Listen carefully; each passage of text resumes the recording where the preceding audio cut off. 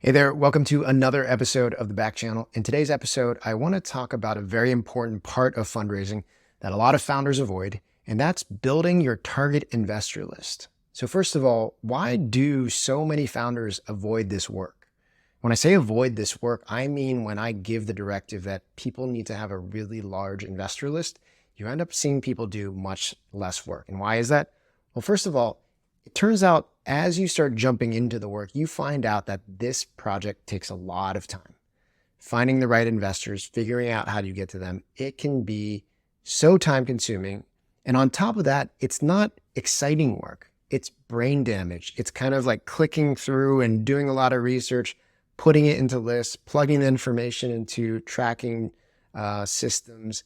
And all of that just feels like a waste of time when you are also in charge of running your business, recruiting new talent, finding new partners, and selling new customers.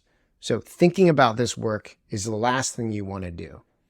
And the last thing I'd say is on top of it being very time consuming, it can be a bit confusing to know exactly what you should do to find the right investors, to reach out to them and run the process.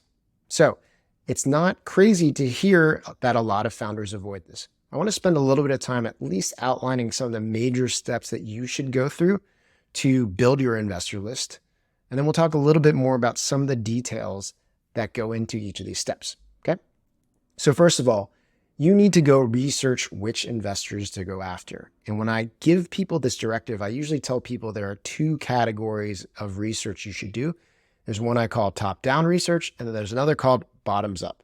Top-down is more targeting whales, specific investors that you've heard of, people that are on your dream list of investors. And if I could pitch Reid Hoffman from Greylock, how would I get to him? That's top-down research. Top-down starts with the figurehead investor that you go after, and then figuring out how you get to that person.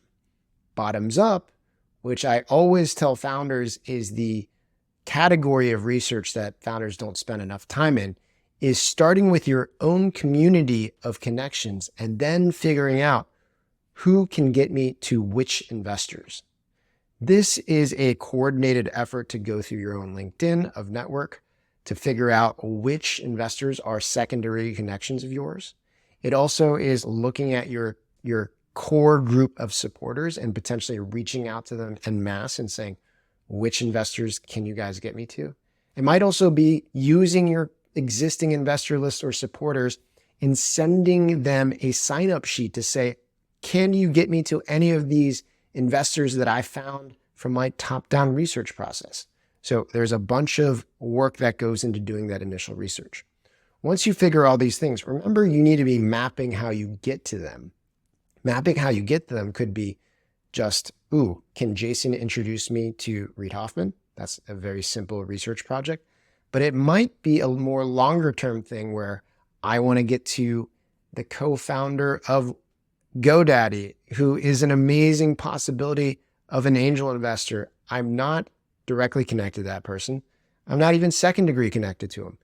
But are there steps that I can take to get closer to his network and possibly get an introduction there? That's a lot of the mapping work. And as you're thinking about all these things, I want you to give yourself a big goal. 100 targeted investors with a strategy and a mapped plan on how you're going to get to them. 100 takes a long time. So my encouragement for you would be to break that work into bite-sized chunks. If you try to do it all at once, you'll get way too discouraged to go through the work. So instead, do it little by little, 10 at a time, 10 at a time. Carve out time on your calendar to do so, okay? Once you have all that stuff, that's the research part of getting to a target investor list. Now, what's the communication part? Remember, there are a bunch of emails that you're going to have to write in order to get to these investors. Maybe they're cold emails directly to those investors, but I would encourage you to actually start with warm introductions. So you're going to have to write the emails to your connections to see if they will make the introductions to you. Then once you have that in your back pocket, you're going to have a forwardable email that makes it easy for them to make the introduction. Make sure you map out all the emails that you're going to have to write and write them ahead of time. This will save tons of energy and brain damage. Batching the writing process ahead of time, it's a little hack that I always tell people to do. Like many of you, my last venture-backed startup was a SaaS business.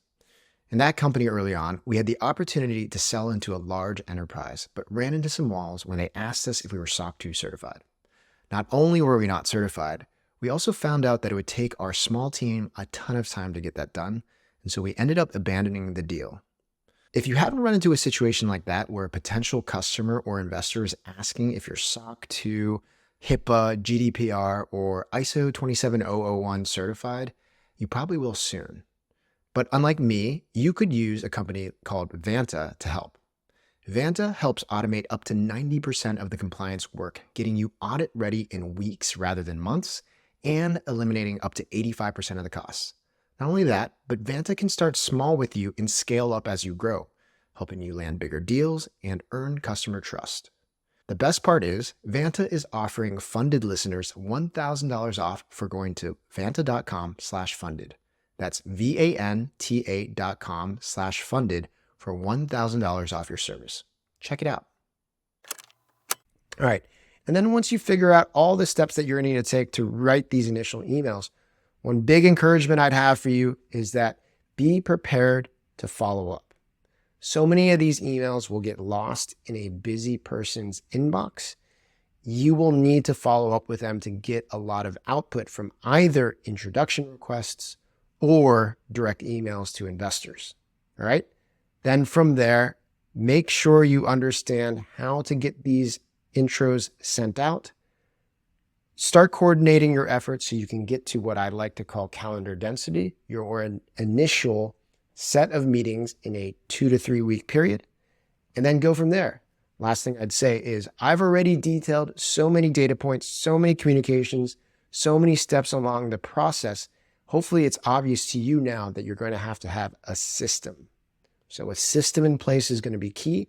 Figure out some kind of CRM system to organize this fundraise. If not, you will get lost. You will lose the energy. You will lose the momentum of a fundraise, which is essential. So figure out the system that you put into place. People always ask me, what CRM system should you use? And I say, it's whatever system that you will use. So figure out what's comfortable for you. Pick a solution and go with it. So that was a lot. That was all off the dome, how I think about processes. It might already sound like a lot, and it is.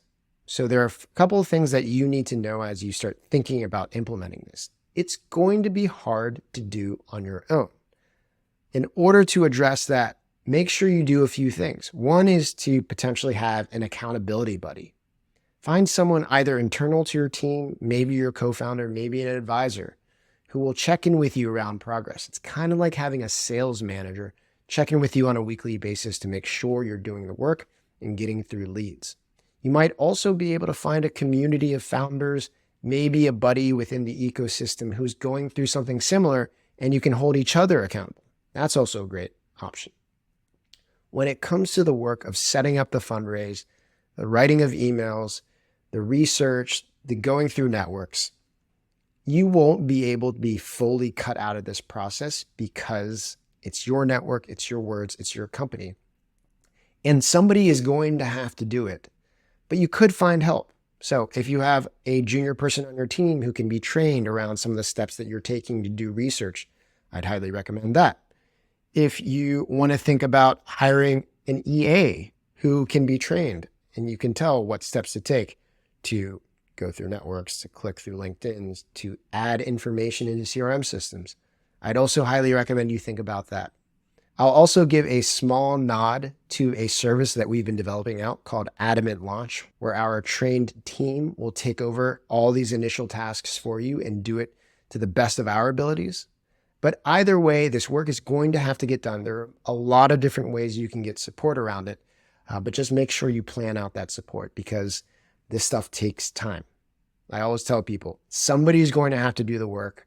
There is no shortcut for that.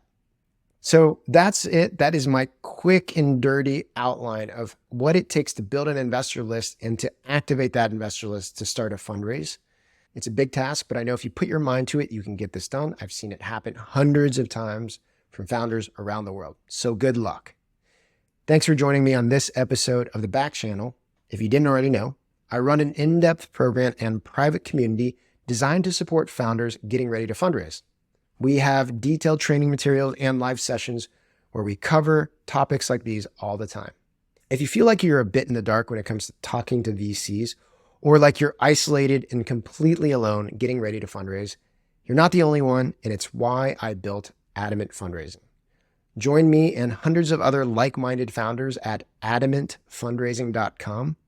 Membership runs via waitlist and is invite only, but if you use the code FUNDED to sign up, we'll add you to our priority list for listeners of the pod. Hope to see you there.